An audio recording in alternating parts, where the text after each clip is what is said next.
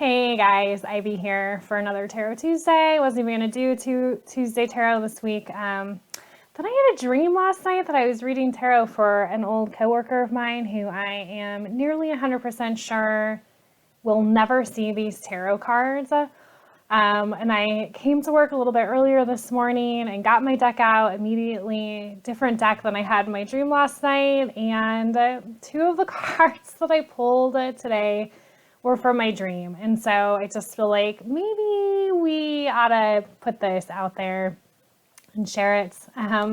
So I already drew these cards. I'm not going to like shuffle deck and pretend like this is brand new because it's not. I already looked at them. And the first card I drew this morning was the Empress card.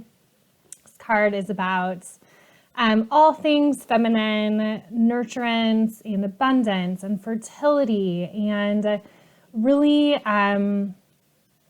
harnessing that creative potential you-ness that is already latent inside of you and your soul, and really nurturing it and growing it and birthing it out into the world. And so again, as a major arcana card, this is one of those big like get on it girl moments. And so if there's something that you've been sitting on that feels like it's just waiting to blossom and be visited by lots of little bees, now is the time to grow it and produce it and put it out there in the world. Also is a card that represents, I think, like superficially pregnancy and birth, but I take a less literal and more emotional take on this card. This is just feeling fertile with creative ideas. Second card I drew is this Ten of Wands, and this is what I would usually refer to as the energetic codependency card. This is those moments where you're taking on not only your stuff, but probably other people's stuff and trying to get a lot done, not out of necessarily the goodness of your heart, though it may start that way. This is more of a, if I scratch your back now, maybe you'll scratch my back later. And sometimes we don't necessarily realize that we are trying to manage or, in a rough sense, control the energy in relationships when we're doing these things. And we really feel like, oh, if I invest this time and energy into this relationship or into this job or into this community program, then it's going to come back to me somehow at some point in time. And generally it does. However, I don't know that that's like the healthiest way of going about living your life as a human.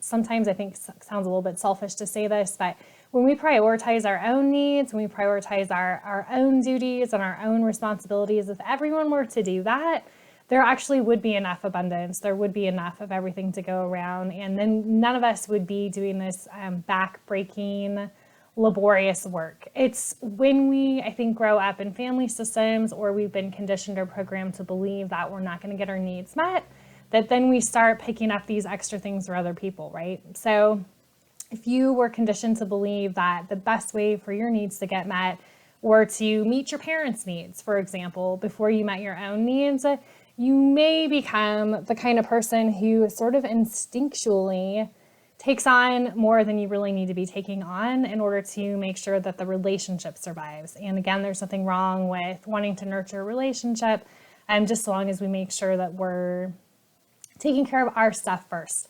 This is also a 10 card, which marks the completion of a cycle. And so I think another interpretation of this card would be, if you've been working really hard lately, the end is in sight. And this might be one of those push through moments where you just have to like put your head down and like plow through. This is definitely a plow through card. It's very relatable for me. I have a tendency to do all of these things where I want to take care of all the things and I want to do all the things. And earlier when I pulled this card, I thought, oh, this is like my Christmas card. This is, I want everyone to have a nice Christmas. I'm going to work my butt off to make sure that it happens. And then inevitably I get sick or something happens with my body. Like 4 days after Christmas, like I cross the finish line and I'm so depleted that I can no longer take care of myself. And so this card is kind of a warning not to deplete yourself to the point where you can't take care of yourself. Don't do so much for other people that you can't take care of yourself. I find it interesting that it's wedged in between this Empress card and the Nine of Pentacles, because those cards are very, very similar energetically. This Nine of Pentacles is all about having a sense of abundance, having nurtured your work efforts, having nurtured your relationships.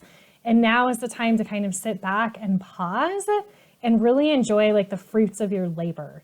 And in the Pentacle suit, or the coin suit, whatever you want to call this is usually about resource management. It's usually about like material and financial resource management.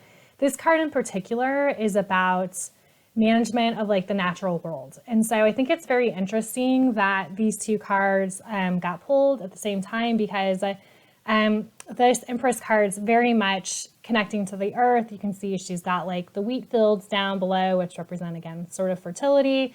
And here at the end, after we put in all of the hard work, so clear to the ends, I think we really are getting a chance to see, oh, if we birth this thing into the world and we nurture it, it will be fertile, it will grow. If we work really hard, carry those heavy loads, we're really near to the finish line. And then I think we're going to have a period of getting to kind of like sit back and just like look across and see everything that you have built, have some perspective, and have an opportunity to really enjoy the things that you have been working so hard for. And I think it's also a reminder that sometimes when we get into this state where we're just like pushing through and pushing through and pushing through, we do have to actually create pauses for ourselves sometimes where we can just be embodied again and be present and be in the moment and really just feel into the sensory richness that we've created for ourselves. So I thought these are great cards and just seemed like worthy of sharing. So hope everybody had a happy and safe 4th. And we'll see you guys soon. Bye-bye.